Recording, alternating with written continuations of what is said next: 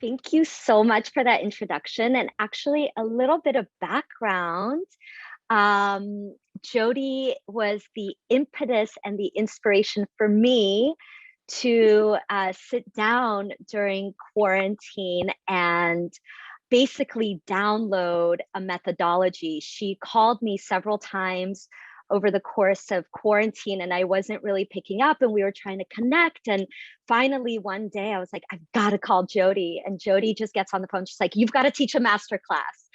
And I was like, well, I'm not doing anything else. So let me see if I can like actually get what drives me, what I'm passionate about, all of my learnings, all of my experiences. Let me see if I could get them down on paper. And let me tell you, had I known what it would take, I probably wouldn't have done it. It was like a thesis, like a PhD. And it's really hard. I don't know how many of you are creative, but it's really like, it's pretty challenging to try to explain your process, explain what inspires you, what drives you. So thank you to Jody. We are all here. And my intention for you is that you take something away from this workshop that not only will help you with your, anyway, so my intention for you is that not only will you take away a benefit for yourself for the for your space, the space that you inhabit, but also for the cleanse and this process that you're going through right now. So just a little bit of housekeeping.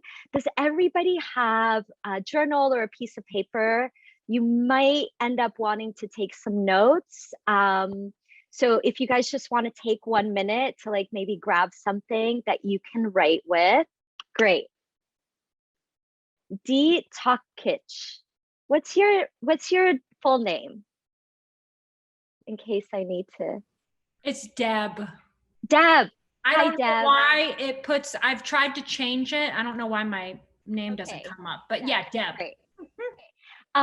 So the way that this is gonna go is I've created an online course called Redesign Your Life, because that's what we've been doing for the last year and a half, essentially. And my friends call me Riri, so can you. So the way that it's spelled is RiDesign, and it's a play on my name, and it's also a play on the word redesign. And it's really all about how we work with the environments that we inhabit so that it can support our well-being and optimize our potential. So a lot of it has to do with interior design, but really the journey that we go on is also part spiritual, right? So we're going to dive into all of that. My course is quite long, so I'm going to give you a truncated version of the first half, and then we're going to get into a part of the course that's actually going to support you on the cleanse journey that you're on now. So let's get started. Jody gave you a little bit of my background. I have been an event producer for about 25 years. And a few years ago, I moved to Mexico and I opened up my own space, which I designed. It's about a 15,000 square foot rooftop, which is a restaurant, a club, a lounge, and also a community space, and also a wellness space. It's like all the things in one. And I basically have been obsessed, I guess you could say, with the concept of spaces my entire life. I entered the United States as a refugee. So when I was 3 years old, I was essentially plucked out of my home and told, home is not a safe place, we gotta go. And we went to Vienna, Austria, and eventually came to the United States. And so my relationship to home and to space started at a really, really young age. And over the course of my 23-year career, creating these temporary ephemeral spaces for events, I'm a spirit junkie. So I grew up in Berkeley, California, which is probably one of the most progressive places in the United States. So I started a recycling program when I was 10. I started doing yoga when I was 15. I grew up in a very like bohemian and hippie environment. And so I had that lens growing up. And so when I went into events, I really was curious about the human experience, how we experience spaces, how I could set up different spaces and what behavior that would evoke in people. And so over the course of producing hundreds of events, I got really good at how spaces need to be set up and designed in order to kind of get the most and the best out of people, how they could have the most meaningful and memorable experience within this space. And when it came time for me to build my own space, I took all of that experience and knowledge and dumped it into this place. And it's been a massive success. I'm super, super proud of it. And of course, 15,000 square feet means our capacity is at about 600. And it was extremely busy before COVID, but during COVID, obviously we had to really scale back the business quite a bit. And so Jody called me and said, download everything you know. And so that's how we are here today. That's a little bit of my background. And so what I started to download is, okay, we're all at home now. We're all occupying spaces in a completely different way. The meaning of home changed. Home became more meaningful, right? So I started to think, how can I be of service and help people really start to work with their spaces in a way, our wellness and our well-being became so much, really came to the forefront in a big, big way during this last year and a half. And so I know how much when we design our spaces, when we put the attention into the intention of how we're creating our spaces, that it can really support us in a huge way. It's an incredible tool to use. So I'm sure you guys are all familiar with feng shui. It's thousands of years old. And so I'm sure you kind of already have a little bit of the understanding that our spaces are containers of energy and that we can tap into them to really support us, okay, in a meaningful way. And so, the other thing for me that was a huge motivational factor is that so much of what was happening in the world and continues to happen in the world are things that we don't have control over. What we do have control over is ourselves, our mind, and our space. And if we want to see meaningful change in the world, we've really got to go inside. And I think a lot of the lessons that were really interesting from the last year and a half was that we were asked to stay inside, to really literally go inside. Profound opportunity for us as humans, even. Hopefully a lot of people took it. I know a lot of people who didn't take the opportunity, but I feel very optimistic about it all.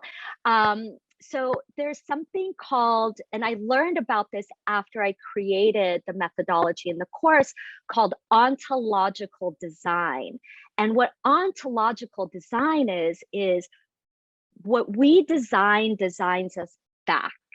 Okay, so think of it as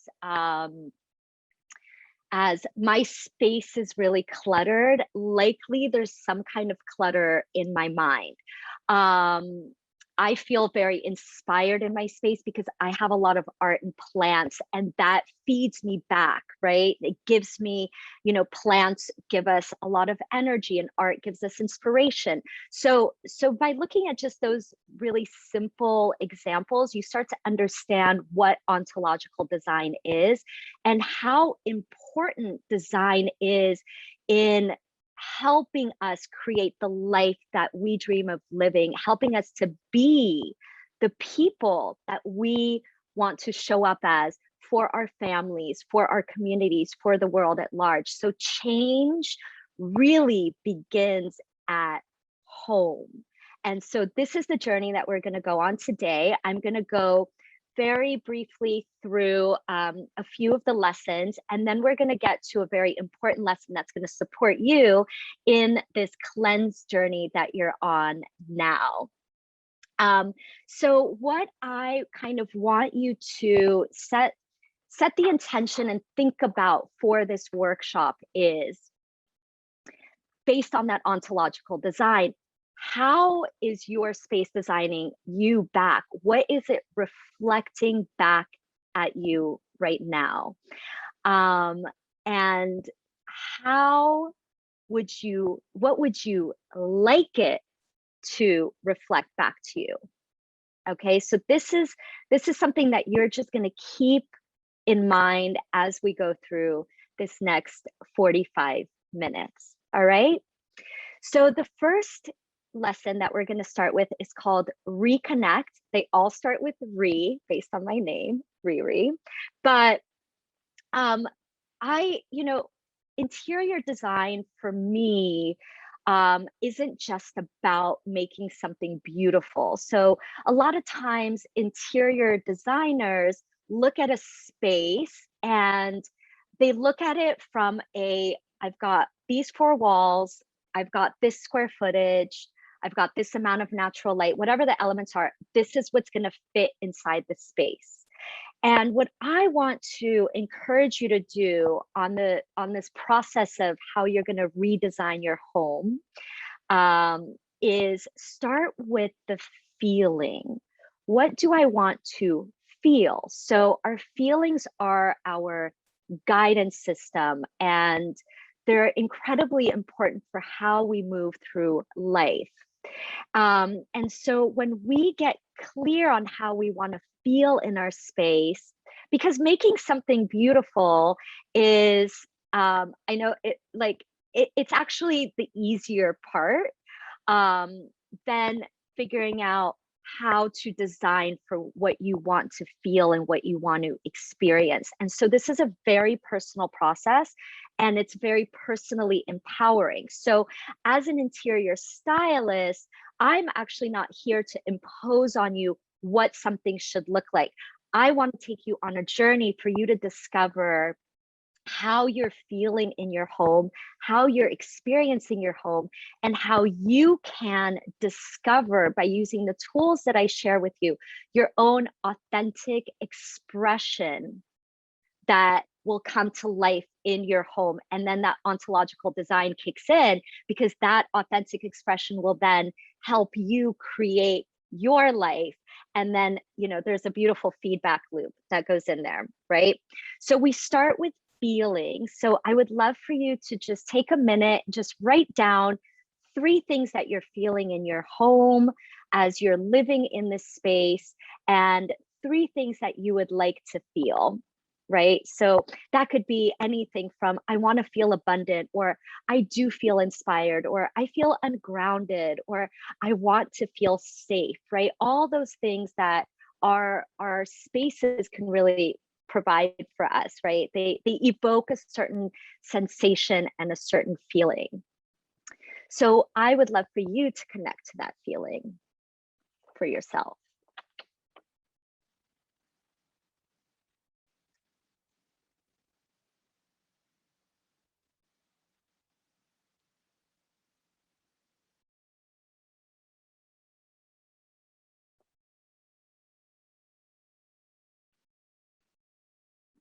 Okay, how's everybody doing? Good? All right, great. So the next lesson that we move into has to do, it's called realign. And this has to do with the actual energy of your space. So the way that I want you to think about the energy of your space is how you feel walking through an airport versus how you feel walking into a church or a temple or a sacred space. 2 totally different energies. One energy will drain you, right? You kind of feel tired. You're like, One energy will uplift and energize you. So if draining is 1 and energizing is 10. Write down the first number that comes to your mind about your own space.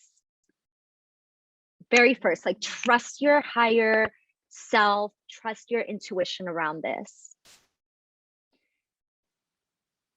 So if you are an 8 and below, this workshop is for you. So the energy of our space is incredibly, incredibly important. What we want to, in order to support our well-being and optimize our potential, we want to create a space that really supports that, that energizes that, right? So a lot of times, you know, we all have this practice. We're all here on the cleanse together. So chances are many of you meditate. Chances are many of you do yoga or some kind of practice that raises your own vibrational frequency, right? And that's maybe an hour, 2 hours, depending on where you are, out of the day. And so what happens to the rest of, to your energy once you are not practicing anymore, right? So the whole point of RiDesign is how to create this container within your home that really uplifts and keeps you in that space of your practice, okay? And our spaces really do have the power to do that. Our environment does have the power to do that when we put attention into the intention of how we're designing it. So the next lesson is called Realign. And this is all about how to align your energy. So we all know about mind, body, and spirit, and how in order to be able to attract and allow the things that we want into our lives, that frequency has to be in alignment, which isn't always easy to do, right? Because we go to yoga and then we go out and we're interacting with all these people, we're driving or we're going to work or we're doing all these things that require our attention and energy. And all of a sudden we can very quickly and easily fall out of alignment. So I'm going to teach you, this is based on a feng shui principle called the cosmic trinity. And it's one of my favorite things. I have a little bit of a hard time with feng shui because it's quite complex. If you don't live in a square house and like walking around with a compass, it takes a long time to learn and it takes a long time to study. So I've borrowed and adapted a few of these feng shui practices to make them really, really fun and really simple for you to implement into your life. So the cosmic trinity is human luck, earth luck, and heaven luck. Now, your human luck is your mind, it's your perceptions, it's the choices that you're making. And if you've been attending the workshops on Cleanse with Friends up until this moment, you have likely been working with a lot of this mind stuff, right? We all want to calm our mind, right? All the other amazing teachers on Cleanse with Friends are experts in this. I'm not. I'm here to help you with your earth luck. Now, your earth luck is your environment, how we're working with the space. And your heaven luck, there's a few schools of thought. One is that it's your karma, one is that it's your destiny, and one is that it's the invisible forces of the universe that are really there to support us. And that's the one I personally subscribe to. So the way that the cosmic trinity works is that when you work with your human mind, your human luck, and you simultaneously work with your earth luck, which is your space, your home, then you automatically activate this heaven luck. The heavens open up to you. And this kind of magical support starts to come in. And I can tell you from experience, this is a real thing. And again, like, this is probably something you're experiencing in your own life on some level, very subconsciously. Many people aren't aware even that their spaces can really hold this much power and be a tool for transformation on this level. Okay, so that's like a little bit of the groundwork that we're going to begin with. And now what I want to get into is the meat of this workshop, which is called release. Now, this is something that you're doing on the cleanse, right?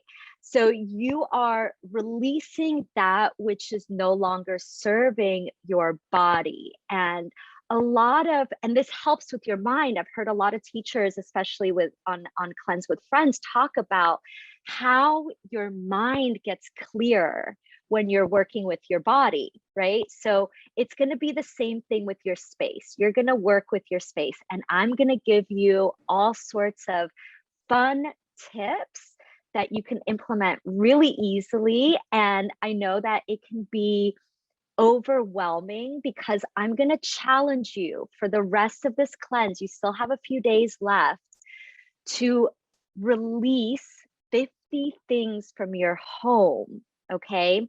Now, cleansing and releasing begets cleansing and releasing. The fact that you are on this physical cleanse, if you can start doing this within your space now, you're going to have that much more power behind this practice, because you're already in the space of letting go. So I don't know about you, but I mean, I've done it all: the retreats, the ceremonies, the healers, the plant medicine, because we're all carrying around stuff from the past, most of it from our precognitive years of 7 and younger. And so our subconscious is really making a lot of decisions for us, right? Just like when you're tying your shoelace, you're not thinking, okay, now I'm going to take it and I'm going to loop it to the right. And I'm like, we're performing thousands of functions and decisions a day from our subconscious, right? And so when teachers and healers say you must let go of the things that no longer serve you from your past in order to be able to create the life of your dreams, for me personally, that was extremely challenging. I just would still, even in my 30s, and I'm going to age myself, 40s, was still getting triggered by things. And it really wasn't until I started to work with my physical space that I saw that change, because I essentially was helping myself let go. I was triggering something in my system that was in my nervous system that was it's time to let go. It's time to cleanse. It's time to release, right? And so just like doing the milk cleanse is helping you with this, with your mind, working with your space is going to help you as well. So when you lighten up your space, you will start to feel lighter, right? So the 50 things, why 50? Just don't realize what you're holding on to until you start doing this. And what I want you to think about when you're releasing things from your space that no longer serve you is A, you're helping yourself. B, you could potentially be helping other people. Something that is no longer useful to you could be useful to somebody else. And think about why you're holding on to things, right? So we do things out of fear, right? I'm scared, or scarcity. I'm scared that one day I might need this, but I haven't used it in 10 years. Guilt. Oh, I feel bad. My ex from high school gave me this gift, right? We're doing this, I promise. Obligation. Well, my mom asked me to hold on to this for her, or whatever that might be. And what I want you to think about is, how is that serving your highest good, right? And it doesn't mean that you're not a good person because you're not helping, or you're not a good, we have so much judgment around this stuff, right? We start to feel bad that we're holding on to things, and we're doing the same thing. We're carrying ancestral pain because on some subconscious level, we're like, oh, well, I feel bad. So many people suffered for me, or, you know, my parents suffered for me. You know, I definitely carried that with me because, you know, like I said at the beginning of the workshop, I entered this country as a refugee. We had nothing. And so when my mom was like, can you hold on to this? Don't get rid of this. I felt tremendous obligation and tremendous guilt because these people suffered to bring me halfway around across the world so that I could have a better life, right? But over time, it just accumulated and accumulated and was really heavy. We're carrying around a lot of really heavy stuff. So there's a lot of forgiveness that goes with this. And you know, a lot of us have a junk drawer. Even just your junk drawer will have 50 things in it. I promise you, you don't need a broken paper clip, a Nokia cell phone charger from 10 years ago, Chinese food menus, right? We have Uber Eats now. Like there's all sorts of stuff. And what I want to add to this is, you know, try to minimize how much trash you're creating, right? How can you upcycle? How can you recycle? How can you donate, right? And how can you create that space, right? That will give you clarity, help you let go of things from your own past, because the greatest gift that we can share with the world is not doing favors for other people in spite of ourselves. It's really self-love, so that self-love gives us the energy to show up better in the world. Like that's the end game, right? It's not like I'm selfish, I'm taking care of myself, everything is for me. It's how do I do this so that I have the energy to be able to inspire others, to be able to help others and be of service, right? So I know it's a really scary process because there's so much emotion attached to what we hold on to.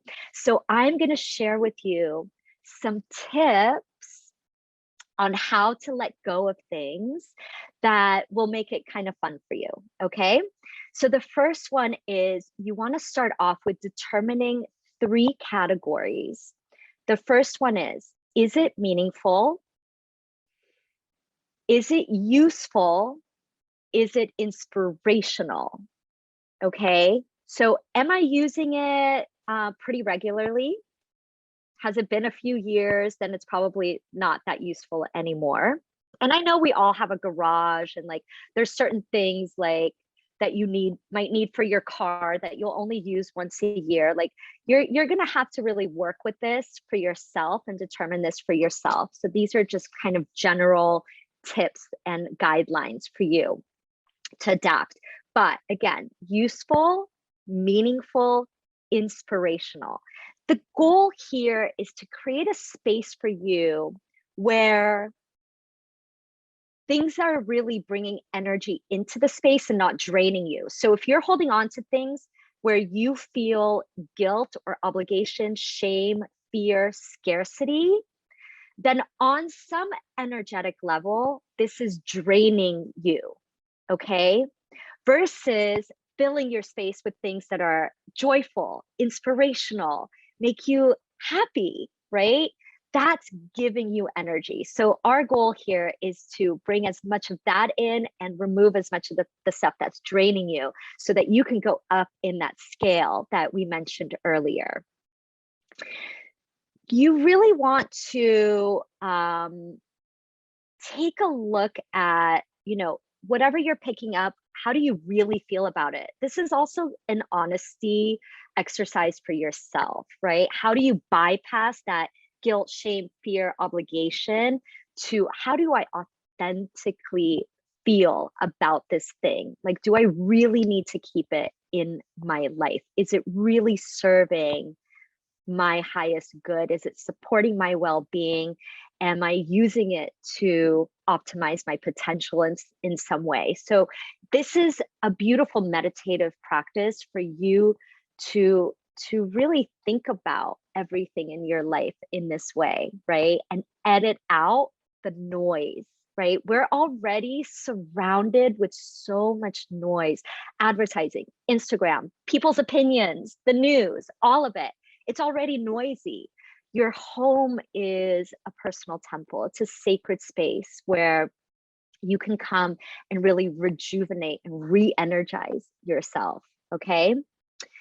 Another really fun tip, like, I don't know about you, there's a lot of ladies on on this on this call right now. So I have a hard time getting rid of clothes and especially shoes, okay? So this is a really great trick, is that you keep a basket inside of your closet. And every time you put something on, if it doesn't make you light up and feel like the best version of yourself, it goes in that basket. And over a few weeks, if you're not missing it, if you're not going through your clothes being like, where is that floral dress? You know, if you're not missing it, it means it can go, it can be donated. And you can start to edit your closet in this way without you going in there and like, you know, because I know that it can be overwhelming to like overhaul and you're just like picking things out, throwing them in a garbage bag and like donating them. If you can't do that, if you need like a little bit of a help in this area, that box is amazing and it's done wonders for me. The other rule of thumb that's really good is 1 in, 1 out, right? So if you're buying a printer, like your printer broke, right? Immediately, as soon as you bring that old printer, that new printer in, immediately that old printer goes out, immediately, same day, within the same hour. And you can apply this to pretty much anything. Like if you're replacing pots and pans, if you're, you know, I I am visiting in Los Angeles right now with a friend. I'm staying with a friend who's like a collector. She does not abide by the 1 in, 1 out rule. So she has, I'm not kidding, and Jody can attest to this, 50 Fiesta plates. You know, those really colorful, like all multicolored plates, 50. She can't even fit that many people in her house. So 1 in, 1 out, try to rotate that as quickly as possible. That will prevent you from accumulating once you start to go through this letting go process. The 90-90 rule. Have I used it in the last 90 days? Will I use it in the next 90 days? And again, like there's some things that you need to hold on. Like I have an earthquake backpack in my house. You know, that's just kind of smart. You know what I mean? Like I won't get rid of that thing. But if I haven't used a charger, a USB cord, like we all have these. We accumulate so much with the electronics, is insane, right? Like I don't know how many of you have like that box where you're like, I don't even remember what this cord is for, right? 90 days, have I used it? And actually, you don't have to use 90. You can customize it to whatever number feels good for you. Could be a year. Have I used it in the last year? Will I use it in the next year? Okay. And then you can start to, that'll help you move things out. Start with what is easy. I always kind of mention to people the junk drawer.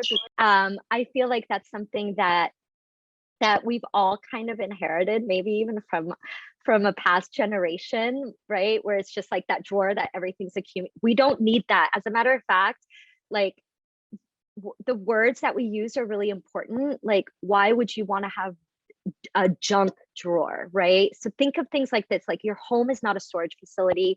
Your home is not a place to dump junk, okay? So start with what's easy that you're not super emotionally attached to. It's you're training a new muscle. So just like you would go into weight training, you wouldn't start with a 20-pound weight, you'd start with a 2-pound weight. So think of your space in that way of like, okay, what's easy? What do I know I can let go of without like having an emotional breakdown over it? Okay. And I have had emotional breakdowns over letting go of things personally, but I can tell you, it's like once the process starts, you get addicted and you suddenly, you start to feel the benefits and you're like, I want to get rid of everything, right? And I promise, like most people that I've done this exercise with, they're like, I got rid of 100 things. I got rid of 150 things. We just don't know how much we have because we're just constantly accumulating on a daily basis, even. I don't know how many people have like mason jars because you're trying to buy everything in glass, right? And so I had a friend recently who counted 72 mason jars that she's holding on to because she doesn't want to buy soup in a plastic container. So she's buying it in glass and then keeping the glass jars. So, you know, there's all kinds of stuff going on. Another way to detach yourself from something that you might be emotionally attached to. A lot of people have an ex that you might not particularly want to be in touch with anymore. So a really fun trick is imagine if your ex had this item, would you call them to get it back? Like you think of it like this, like how much effort would you, if this item was worth $100, would you buy it? Would you go into your bank account? Would you buy this thing? You know, like start to kind of like rethink how you're looking at certain things in your house if you have a hard time letting go of the things that are really not useful, meaningful, or inspirational to you, right? So these are all just ways of shifting your perception in a way to assist you in clearing, in cleansing, right? So this one is for the collectors in the group, if there are any. Like I mentioned, my friend who collects Fiesta ware. I mean, it's beautiful, but it's a lot. If you collect things, if you have collections of pots and pans, of dish towels, of sheets, of, you know, gnomes, garden gnomes, I don't know, whatever it is that you're collecting, look at that collection and reduce by 10%. That's a really good rule of thumb. If you can reduce all of these little things by 10%, that will add up over time, okay? If you're looking at something that you've had for a long time and it's not an immediate, and again, this is why we, in the beginning of the methodology, we really connect to our feelings and we connect to the energy of our space, is it requires a certain amount of awareness to be able to release what no longer serves us, right? That's why Cleanse with Friends is such a beautiful event, because you need the support to be able to really go through this process, which isn't easy. Cleansing is not easy, but the benefits are so incredible that we do it, right? So having the awareness to look at something and to, if it's not an immediate yes, like yes, then it's also something that you could possibly potentially let go of. All right. Do you have things that you never really liked that you're keeping in the house? Because you're like, well, then maybe one day I'll use it, but I don't really like it, right? It could be a piece of furniture, it could be a pillow, it could be some kind of decoration. Generally speaking, if we never liked it, we probably will never like it. Okay, so that's it. Give yourself permission to let go. Again, it's so much of this is tethered into our emotions, into feeling guilty, into feeling afraid, right? Scarcity mentality. Like, what if, you know, and we all experienced this during COVID because we ran out of toilet paper. So people just stockpiled toilet paper, right? And then guess what happened? Toilet paper came back, right? So chances are that whatever it is that you're afraid of letting go of, you probably will never use. And if you ever really, really, really, really need it, you can acquire it again, or you can borrow it from somebody. I'm really big on borrowing, by the way. Like if you have a community of friends, like my mom does this. My mom is like super hugely, I grew up with a Virgo, and like my mom was saving aluminum sheets that she was using. Like we had piles of aluminum sheets, right? But there's certain things that my parents borrow from their neighbors and vice versa, just so that they don't accumulate more stuff. All right. So that is those are all the guidelines and tips on how to start letting go of these 50 things in your space, and it's going to create, like, you're going to want to dance in your house after this. It's really, and you're going to feel lighter because you're lighter in your body, right? So the next thing that we're going to talk about is reimagine. So you've created all this space. So I want you to think of your space the way you're thinking of your body during the cleanse, right? So you're cleansing right now, things are moving. You're probably feeling healthier. You probably have that glow going. I'm unfortunately not on the cleanse because I'm traveling, so it's very hard for me to be on it right now, but I do vow to do it. I'm super excited. You're not going to, after this cleanse, reintroduce, you're not going to go running out to like the nearest fast food restaurant, right? You're probably going to be really thinking about what you're putting in your body conscientiously. So I want you to think of your space the same way, okay? So, I think that the end game for all of us is to reduce how much we're actually buying, right? So the stuff, so we just let go of stuff. So I don't want you to like go out and just like start to replace everything mindlessly, right? What I teach you is how to thoughtfully, using your feelings as that guidance system, using your understanding of the energy of your space and getting realigned in that cosmic trinity, reintroducing things into your space that are reflective of the authentic you and the expression of the authentic you, and reintroducing things that are more aligned for you, right? So maybe you stop buying paper towels that are disposable and you replace them with reusable ones from the package free shop, right? So you want to start to reimagine your space in this way of what is serving my highest good, what is going to, we went through those feelings. If you want to feel abundant, can you introduce more plants?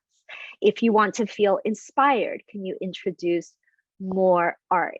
If you want to feel more intimacy in your space, can you introduce more coziness, more pillows, more things for your family, your friends to come and like kind of be able to relax in and feel that, create a space for connection and for intimacy, right? So now you have this blank canvas to work with, right?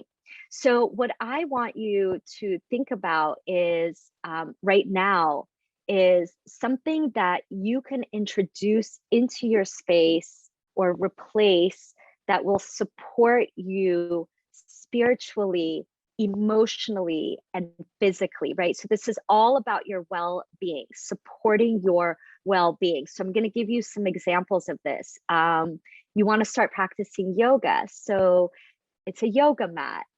Maybe you want to make more smoothies. Maybe you invest in a Vitamix or a NutriBullet, right? Do you want to set up an altar for your meditation practice? Can you introduce crystals and books and things that really have a lot of meaning for that space? If you want to uplift your emotions, can you create a gallery wall of family photos, right? So what can you introduce that reflects who you are authentically, this new, clean, enlightened, energized version of yourself, okay?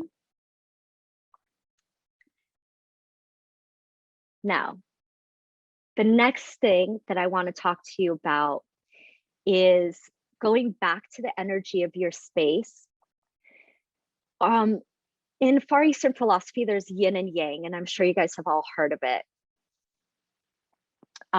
There is yin energy, which is very calming and grounding. So generally speaking, that energy is in our bedroom space and in our bathroom. But let's talk about the bedroom, right? So what you want to minimize in your bedroom, this is all about refocusing. Like the way that you optimize your potential is by being able to be focused, right? So we want to create containers for all of your goals and all of the things that you want to feel within your home. So in your bedroom, what you want to feel is intimacy, connection. I want to be able to relax.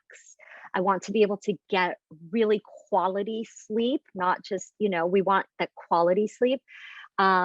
So this is a great room, and we're all living in smaller spaces. And like, here's the thing, it doesn't matter how big your house is. If you are quarantined in your house, the walls start to close in on you, right? So our homes have become restaurants, gyms, offices, daycare centers, schools, like all the things, right? So being able to compartmentalize our spaces to achieve specific things is really, really helpful. So this is your bedroom's a great place for rest, for sex, for love, for your altar, and for yin practices like, yoga, meditation, whatever it might be. Maybe you're doing neuropraxis, all of those things. What you want to minimize is television, electronics, doing, kind of high energy, high intensity workouts.